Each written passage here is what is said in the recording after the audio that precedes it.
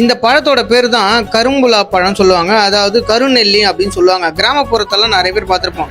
90s kids பீரியட்லாம் இந்த கரும்புலா பழம் அதாவது கருநெல்லி அப்படின்னு சொல்லுவோம். இந்த பழத்தை சாறை எடுத்து பெண்ணில் ஊற்றி இங்கா கூட நம்ம மாற்றிருப்போம். அது மட்டும் இல்லாமல் அந்த காலத்து பெரியவர்கள்லாம் என்ன பண்ணுவாங்கன்னா இந்த கரும்புலா அதாவது கருநெல்லி இந்த செடியோட கிளையை குச்சி வச்சு பல்லு வளர்க்குவாங்க.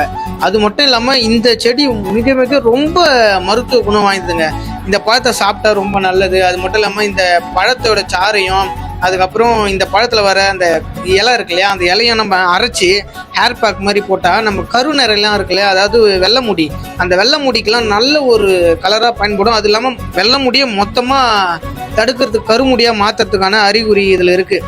சின்ன வயசுலாம் பார்த்தீங்கன்னா இந்த பழத்தை நம்ம சாப்பிட்டுட்டு லிப்ஸில் வந்து தடவிட்டுனா அது ஒரு மாதிரி பிங்க் கலரில் ஒரு மாதிரி நீல கலரில் மாறும். அது லிப்ஸ்டிக் மாதிரி அப்படின்னு சொல்லுவோம். அது மட்டும் இல்லாமல் இந்த பழத்தை வச்சு சாப்பிட்டு நாக்கெல்லாம் நீட்டினா கருப்பாக இருக்கும். அதனால் இதை வச்சு நிறைய விளையாடிக்கலாம் இருக்கும்.